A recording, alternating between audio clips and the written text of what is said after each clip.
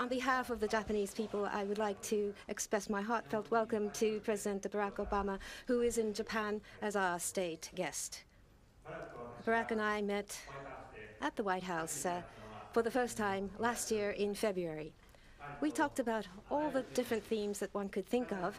We had talks without reserve, and we confirmed that we had the same awareness with regard to issues and that we shared common objectives. The Japan-US alliance has been revived very strongly, and the nature of our talks this time was such that we were able to demonstrate this both inside and outside of the country. Barack said this before.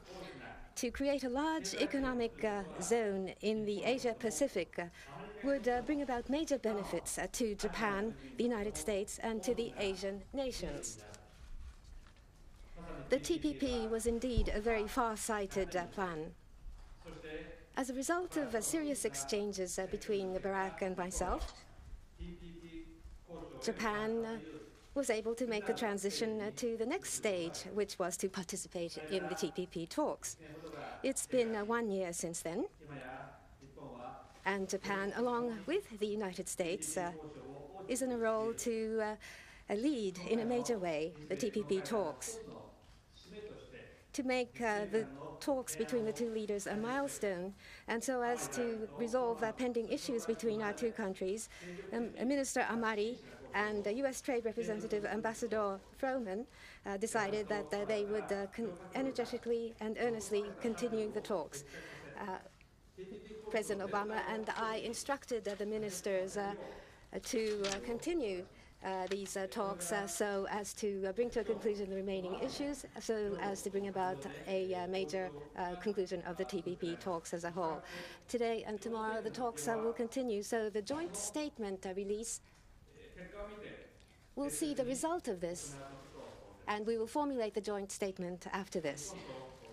Between Japan and the United States, we share values such as freedom, democracy, human rights, and rule of law. We share these basic values and strategic interests. So we are global partners.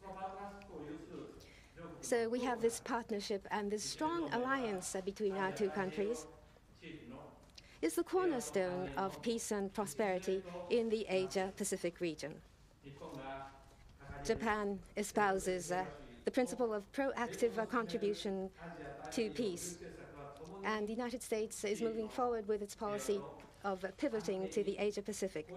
These contribute to peace and stability in the region, and we mutually appreciated and welcomed each other's policies. Having done so, between Barack and myself, we were able to confirm that the Japan-US alliance would play a leading role in ensuring peace and prosperity of the Asia-Pacific. This is what I wanted to communicate to you. With regard to security, including the review of the Japan-US Defense Cooperation Guidelines, wide-ranging security and defense cooperation would be promoted. We agreed on this point. With regard to the realignment of US forces in Japan, including the transfer of U.S. Marines in Okinawa to Guam and relocation of Futenma Air Station, we would make steady progress on this front. And we reaffirmed the resolve on both sides to make this transpire.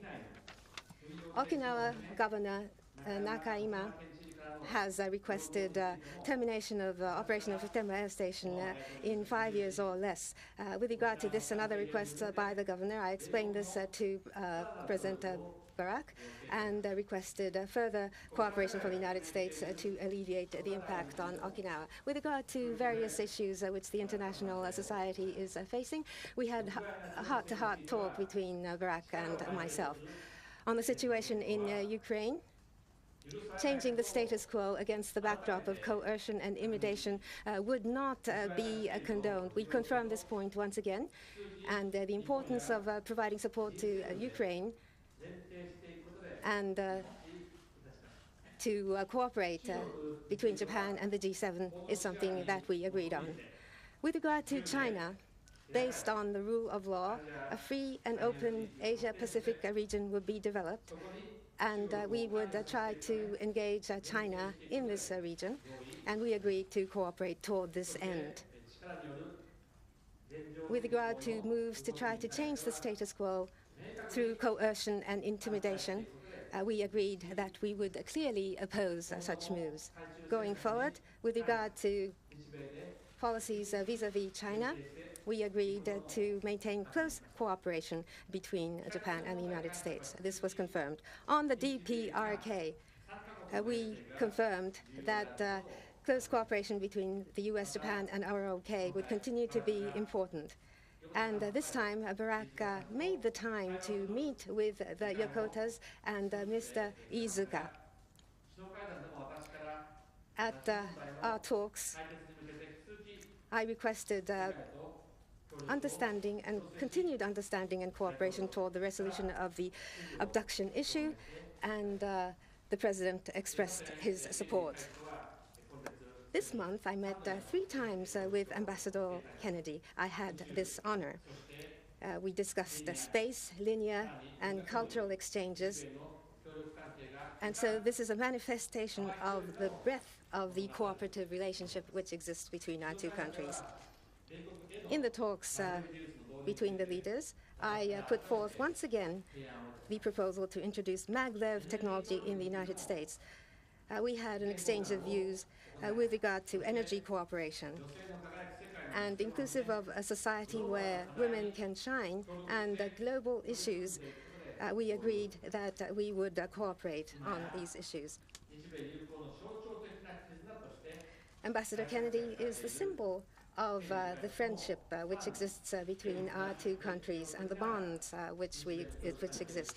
I'd like to cooperate even more closely with the ambassador to further deepen cooperative relations between our 2 countries.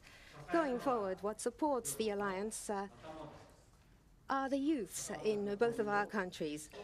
To further enhance exchanges between youths, I have told Barack of our plans to send 6,000 Japanese students to the United States this fiscal year.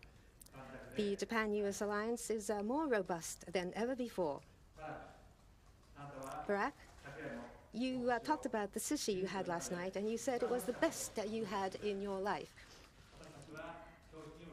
We had heart-to-heart talks for an hour and a half. We talked about issues between our 2 countries and challenges of the world. We confirmed the bonds and the roles of 2 countries, and we talked about the further potential of the relationship between our 2 countries. It was a very enriching and satisfactory time. And the sushi I had yesterday, for me too, was the best I had in my life so far. And it is without a doubt that this is the case.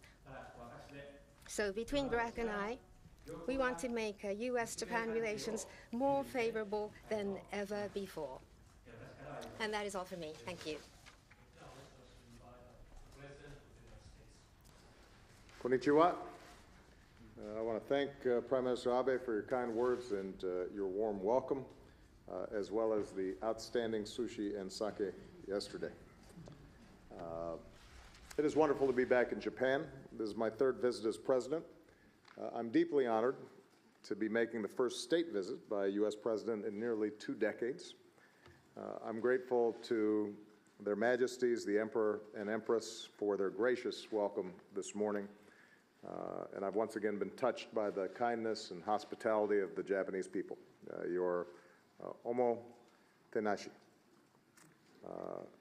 I've said many times, the United States is and always will be a Pacific nation. America's security and prosperity is inseparable from the future of this region, and that's why I've made it a priority to renew American leadership in the Asia-Pacific.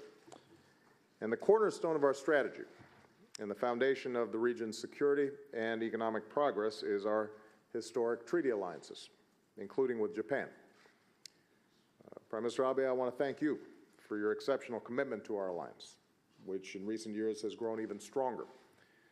Under your leadership, Japan is also looking to make even greater contributions to peace and security around the world, which the United States very much welcomes. And last night we had an excellent discussion on a whole range of issues, We agreed to continue deepening our security cooperation. We continued to make progress towards realigning our forces in the region, including Okinawa, which will lessen the impact of our bases on local communities. As we modernize our defense posture in the region, our forces in Japan will include our most advanced military capabilities. We stand together in calling for disputes in the region, including maritime issues, to be resolved peacefully through dialogue.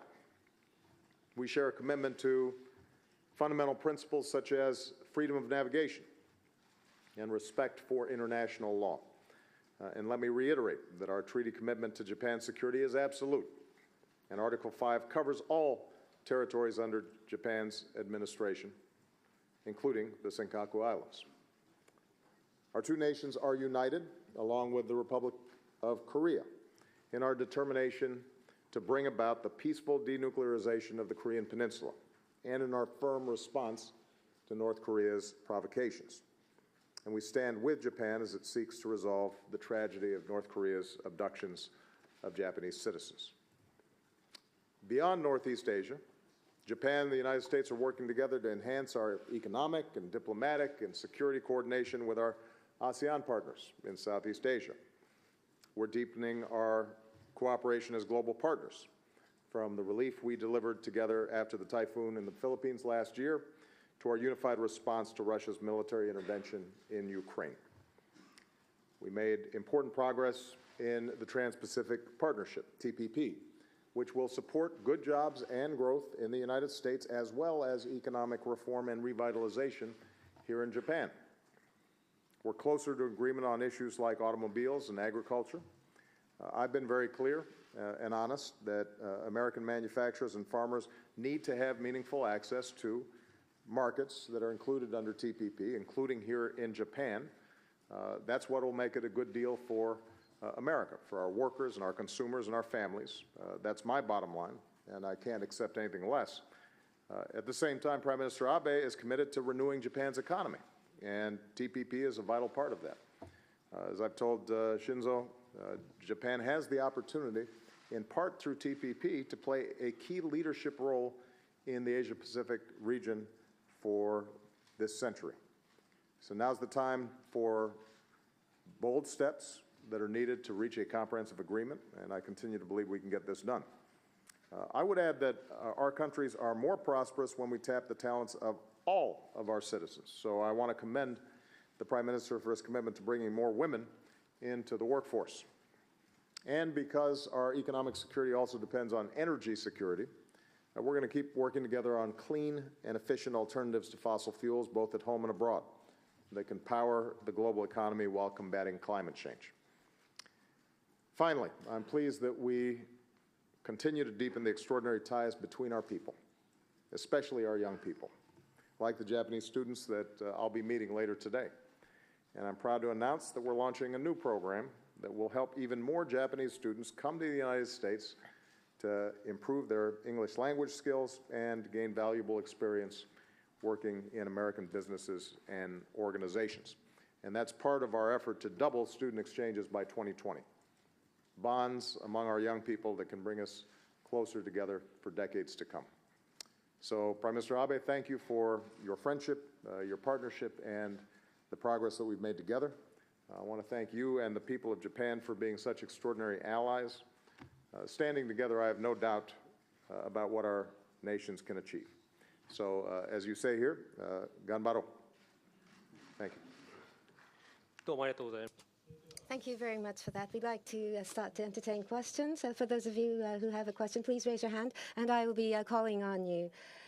With regard to the press corps accompanying the President, Press Secretary Carney will be choosing and selecting the questioners. So we'd like to entertain questions from the Japanese press first. Emma-san, please. My name is Emma from Asahi Shimbun. I'd like to raise a question with regard to security. First, my question is addressed to Prime Minister Abe. President Obama with regard to the defense of Senkaku Islands. He had clearly stated his security stance based on the security treaty. And what kind of discussion did you have on the exercise of collective security rights? To President Obama, the following question. Based on the security treaty, the obligation to defend Senkaku Islands. This is the first time you refer to this issue. Why did you mention this?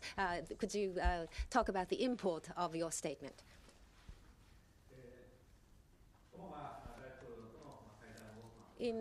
Through the talks with President Obama, as President Obama mentioned at the outset in his speech, between our two countries, we have this security treaty, and under the security treaty, all of the abilities and capabilities to perform the commitment is provided. And this includes all territories under administration of Japan, inclusive of the Senkaku Islands.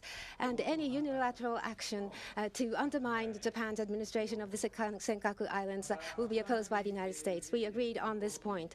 On the exercise of right of collective defense, presently in Japan, the legal basis for security is being discussed, and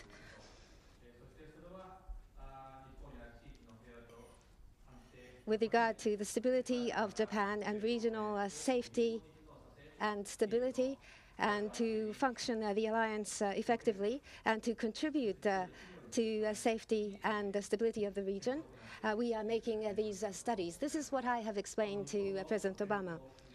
Concerning such studies and examinations being made in Japan, this was welcomed, and this would be supported. That was the position expressed by President Obama. Our position is not new. Secretary Hagel, our defense secretary, when he visited here, Secretary of State John Kerry, when he visited here, both indicated what has been our consistent position throughout. We don't take a position on final sovereignty determinations with respect to Senkakus, but historically they have been administered by Japan, and we do not believe that they should be subject to change unilaterally.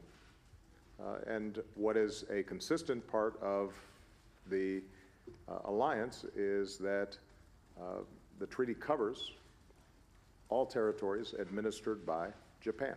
So this is not a new position. This is a consistent one. In our discussions, I emphasized with Prime Minister Abe the importance of resolving this issue peacefully, not escalating the situation, keeping the rhetoric low, not taking provocative actions, and trying to determine how both Japan and China can work cooperatively together. And I want to make that larger point. We have strong relations with China. They are a critical country, not just to the region, but to the world.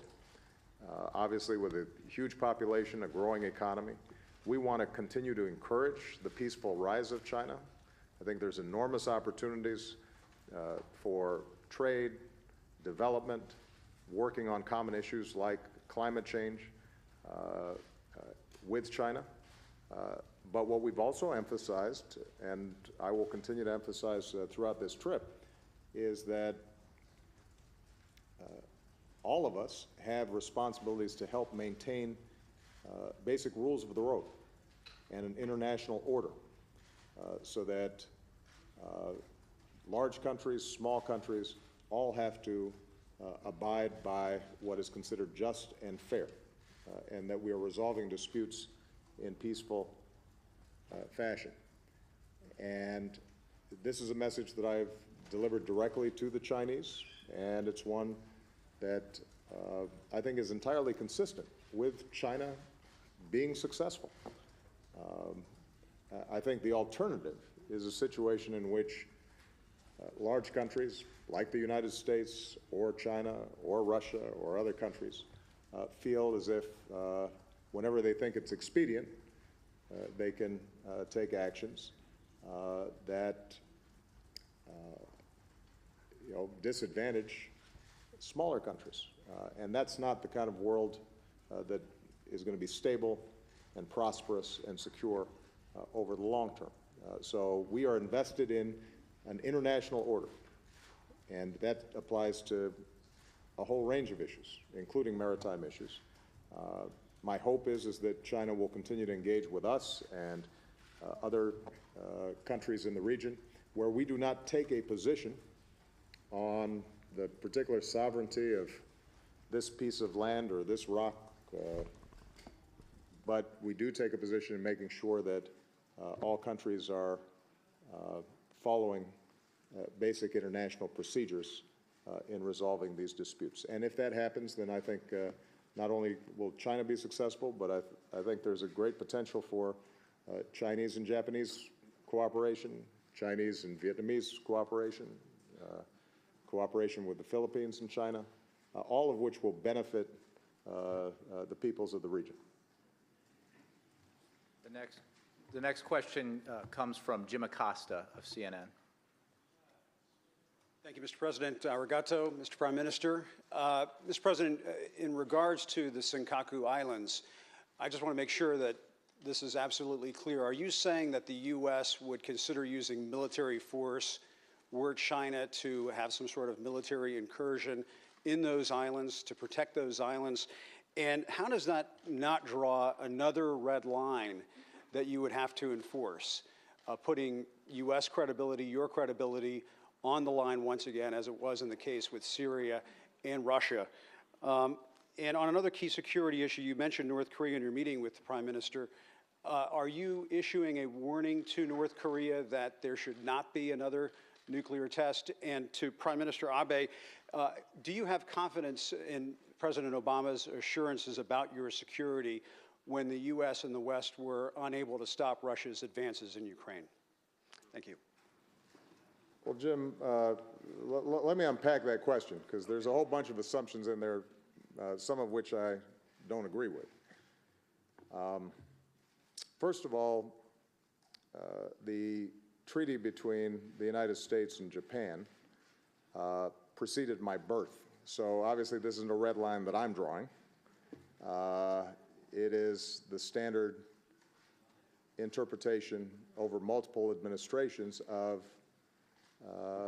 the terms of the alliance, which is that territories under the administration of Japan are covered under the treaty.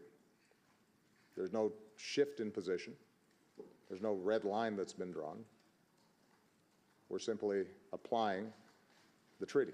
At the same time, as I've said directly to the Prime Minister, that it would be a profound mistake to continue to see escalation around this issue rather than dialogue and confidence-building measures between Japan and China, and we're going to do everything we can to encourage that diplomatically. With respect to the other issues that you raise, our position, Jim, the United States position, is that countries should abide by international law. That those laws, those rules, those norms are violated when you gas children or when you invade the territory of another country. Now, the implication of the question, I think, is that each and every time a country violates one of those norms, the United States should go to war or stand prepared to engage militarily. And if it doesn't, then somehow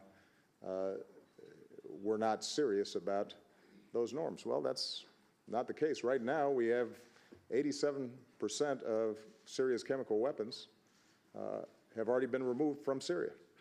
There's about 13% left. That's as a consequence of U.S. leadership. And the fact that we didn't have to fire a missile to get that accomplished is not a failure to uphold those international norms. It's a success. It's not a complete success until we have the last 13% out. With respect to Russia and Ukraine, we've been very clear about the fact that there's not going to be a military solution to the problem in Ukraine, but we have already applied sanctions that have had an impact on the Russian economy, and we have continued to hold out the prospect, the possibility, to resolve this issue diplomatically.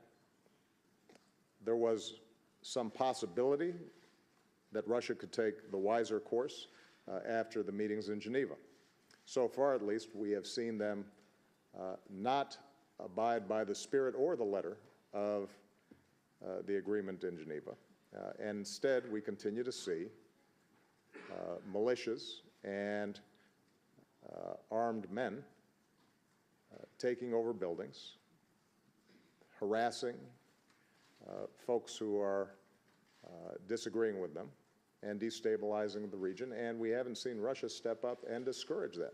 On the other side, you've seen the government in Kiev take very concrete steps in introducing an amnesty law and offering a whole range of reforms with respect to the Constitution that are consistent with what was discussed in Geneva. And my expectation is that if, once again, Russia fails to abide by both the spirit and the letter of what was discussed in Geneva, that there will be further consequences and we will ramp up further sanctions. That doesn't mean that the problem is going to be solved right away. These are difficult issues. But what we try to do is to make sure that we are very clear about what we stand for, what we believe in, and we are willing to take actions on behalf of those values, those norms, and those ideals.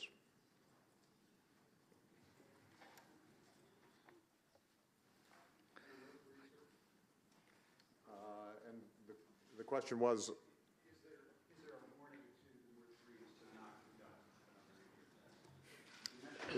North Korea has engaged in provocative actions for the last several decades. It's been an irresponsible actor on the international stage for the last several decades. So our message on North Korea has been consistent throughout. They are the most isolated country in the world. They are subject to more international sanctions and international condemnation than any country in the world. As a consequence, their people suffer as much as any peoples in the world. And what we've said is, if you are in fact serious about North Korea being a normal nation, then you've got to start changing your behavior. And that starts with the basic principle of denuclearizing the Korean Peninsula. Now, am I optimistic that there's going to be a major strategic shift in North Korea's attitudes anytime soon? Probably not.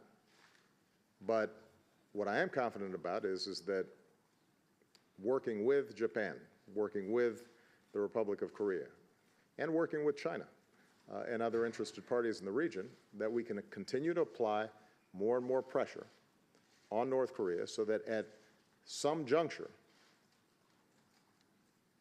they end up taking a different course. In the meantime, they're dangerous. And we have to make sure that we are guarding against any provocations getting out of hand. This is one of the reasons why the alliance is so important and collective self-defense is so important. But we are not surprised when they engage in irresponsible behavior. That's been their pattern for the last couple of decades. And what we have to do is to continue to try to contain and mitigate the potential damage that this behavior has and continue to put pressure on them so that we can see a shift. And China's participation in pushing the DPRK in a different direction is critically important as well. They have not only an opportunity, but I think a security interest and a broader interest in a peaceful resolution to what has been a generation-long conflict and is the most destabilizing, dangerous situation in all of the Asia-Pacific region.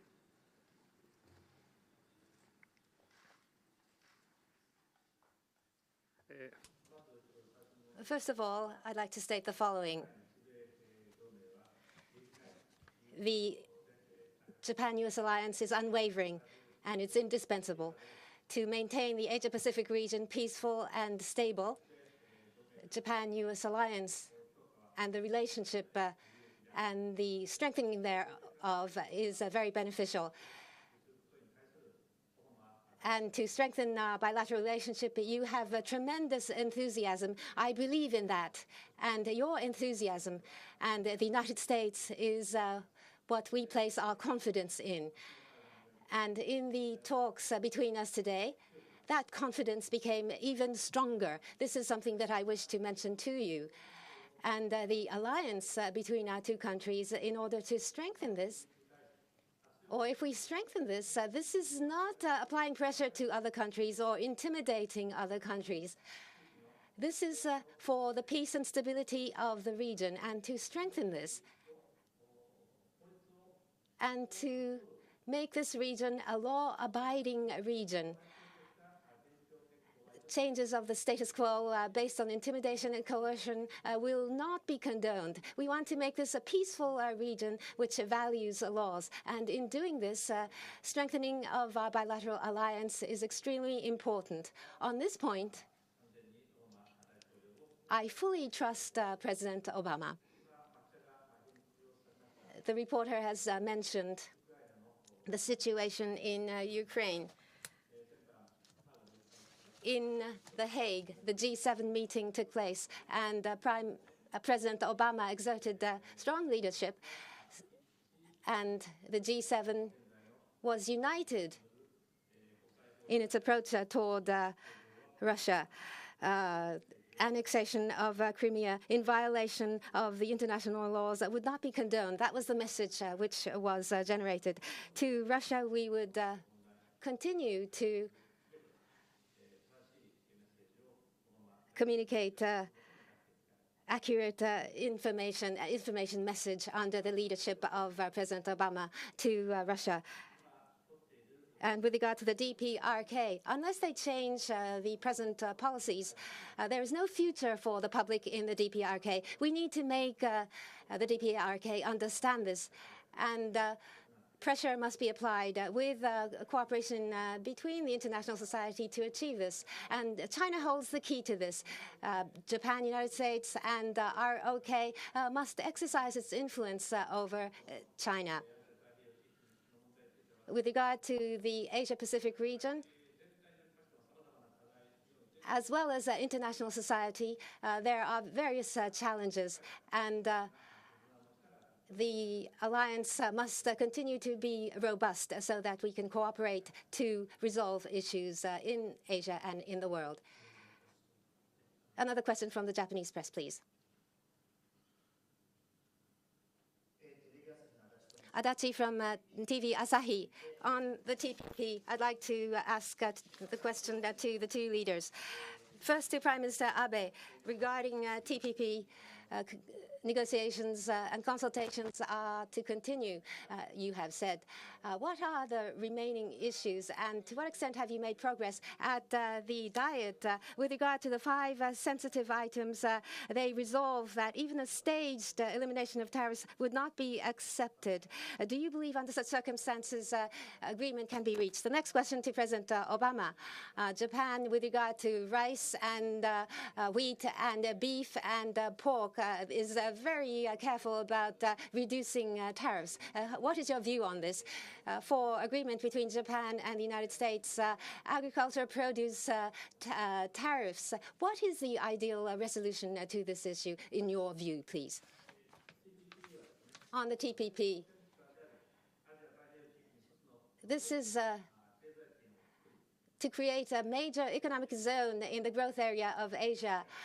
Basic human rights, law, rule of law, and democracy. With countries that share these values, we will be creating new rules. And it is for this purpose. It is the 21st century type of economic zone which we wish to create. For the region as a whole, it's strategically very important. And we see eye to eye on this point between President Obama and myself.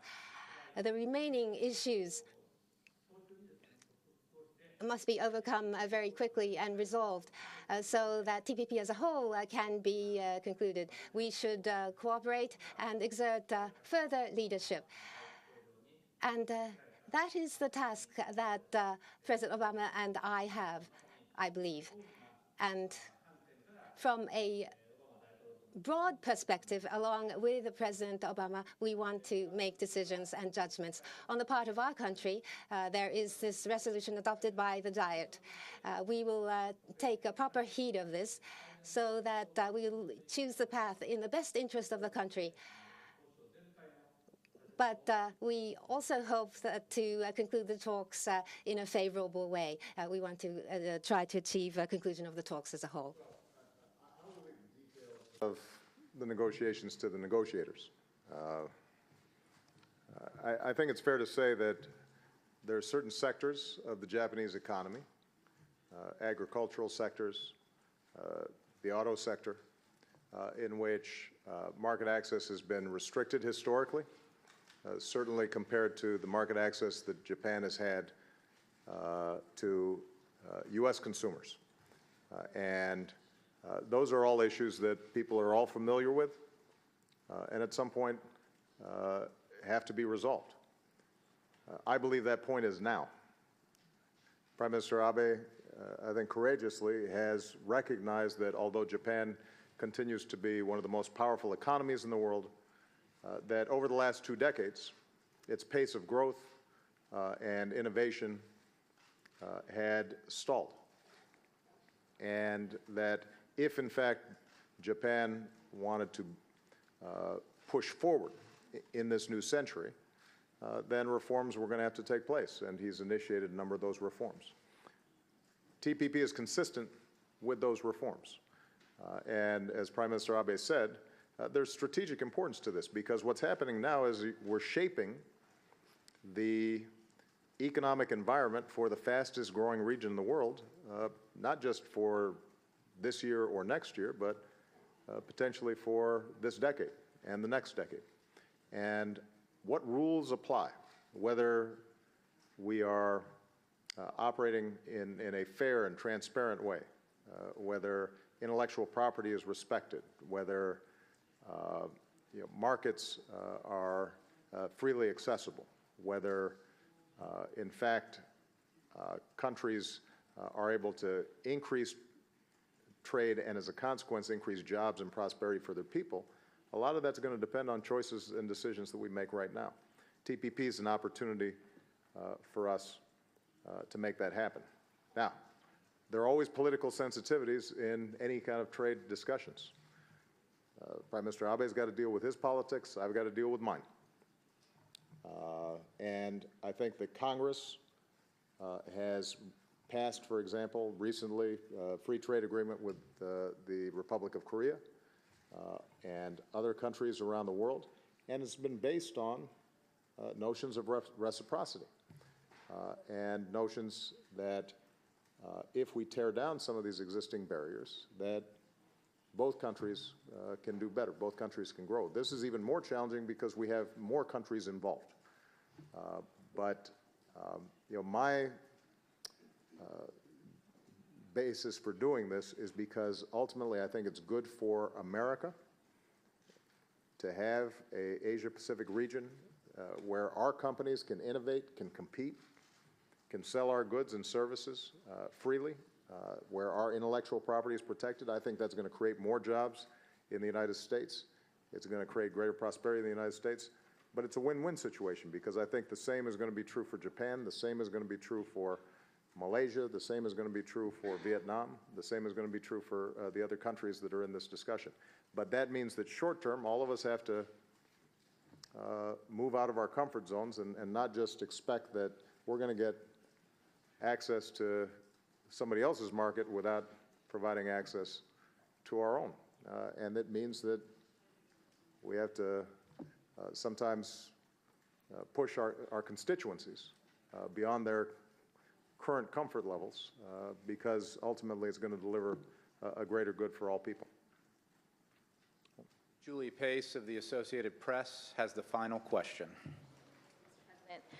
I wanted to go back to the situation in Ukraine. You said that Russia is so far not abiding by the Geneva Agreement, but you appeared to indicate that you have not made a decision yet on levying further sanctions. So first, can you just clarify whether you have or have not made that decision? And if you have not, what gives you confidence that holding off on further sanctions might change Russia's calculus? And couldn't they just be using the Geneva Agreement as a stalling tactic as they weigh military options or try to influence the May Ukraine elections? And Prime Minister Abe, there are historical disputes in Asia that are a powerful source of tension and instability in this region. What responsibility do you and other leaders in Asia have to avoid inflammatory language or actions, including further visits to the Yasukuni Shrine that could further exacerbate these tensions? Thank you. Well, Julie, we have been consistently preparing for the possibility that, in fact, Geneva didn't deliver on its promise. I think you'll remember I was asked the day that the discussions had concluded what my hopes were, and I said, well, I'm not overly optimistic about the ability to deliver. And so that what that means is that we have been preparing for the prospect that we're going to have to engage in further sanctions. Those are teed up. It requires some technical work, and it also requires coordination with other countries. So the fact that I haven't announced them yet doesn't mean that they haven't been prepared and teed up. At the point where they are ready to go, I guarantee AP is going to be the first to know. But I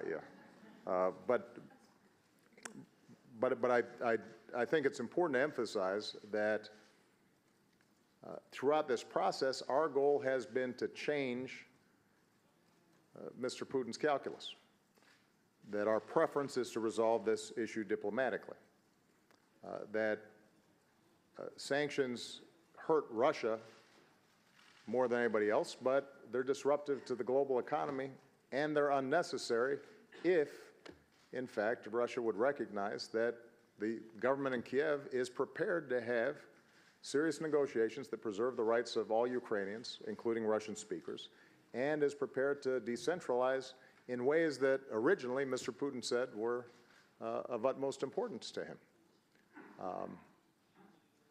So far, at least, they have not chosen the wise path. And over the medium and long term, this is going to hurt Russia as much as it hurts Ukraine.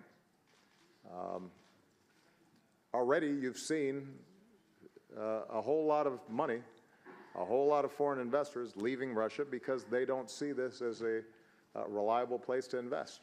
And Russia needs to reform its economy and needs to diversify its economy because the rest of the world is moving further and further off the fossil fuels that are the primary way that Russia is able to bankroll itself. And the decisions right now that are being made in Ukraine will not help that process, it'll hinder it. Now, I understand that additional sanctions may not change Mr. Putin's calculus. That's possible. How well they change his calculus in part depends on not just us applying sanctions, but also the cooperation of other countries. And that's why there's got to be a lot of diplomatic spade work done at each phase of this process. You know, in discussions that I've had with Prime Minister Abe, in discussions that I have with my European counterparts, my consistent point has been there's some things the United States can do alone, but ultimately it's going to have to be a joint effort, a collective effort. And so while we've done our homework and we have things teed up, it's also important for us to make sure that we're in consultation with all these countries each and every time that we apply additional sanctions. Can I just clarify, are you saying that you have made a decision to apply further sanctions, but you just have to wait for a technical process to play out? Or are you saying you have not made the decision yet to levy those sanctions? What I'm saying is that we have prepared for the possibility of applying additional sanctions, that there are a whole bunch of technical issues behind that, that there's always the possibility that Russia tomorrow or the next day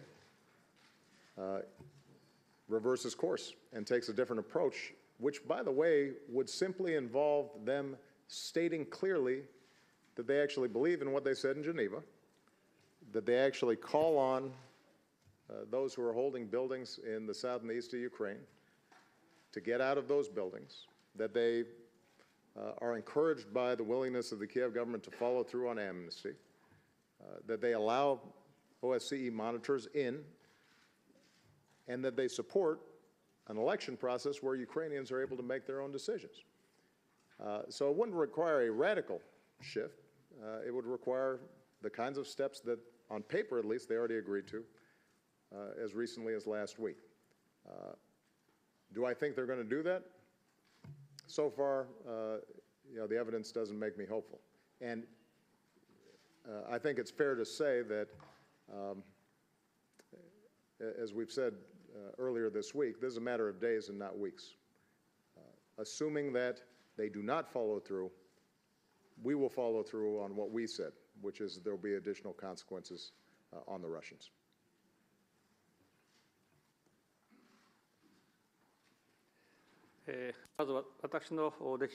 First of all, my basic recognition of history is such that politicians have to have a sense of humility when it comes to history. Japan 70 years ago in the war, when the war ended,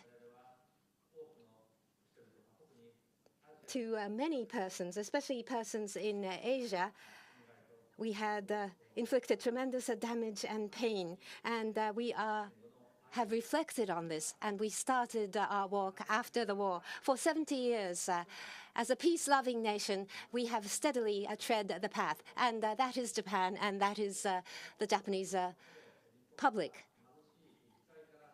Ever since we were poor, we tried to contribute to Asia. We made our maximum efforts, even when we were poor.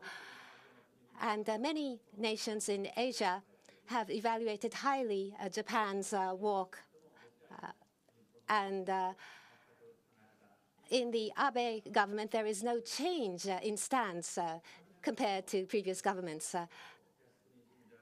Last year end, I visited Yasukuni, and to those that have fought for the country and that have been wounded, that have passed away, I have prayed and prayed for the souls of such persons. That was the purpose of my visit to the shrine. And many leaders of the world share this common attitude, I believe. And at the same time, in Yasukuni Shrine, there is a remembrance memorial called Chin-Reisha, and I visited this memorial. This has not been reported much, but in this memorial, those who have passed away as a result of the war, not only Japanese, but those from all over the world are honored there. So I have visited this memorial so that never again people would suffer in wars. I renewed my resolve to create such a society and such a world, and I have renewed my pledge not to engage in war. And I have released a statement to that effect. With regard to my basic thinking, I will continue to explain and make efforts so that people will understand. I should like to accumulate such efforts. After the war, in order to create a democratic and free nation, we have made tremendous efforts, and we have respected human rights, and we have valued the rule of law, not only in Japan, but in the world.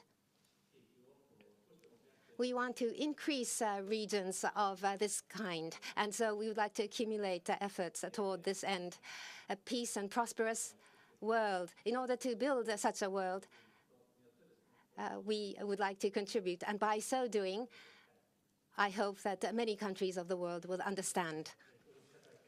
With this, we conclude the joint press conference.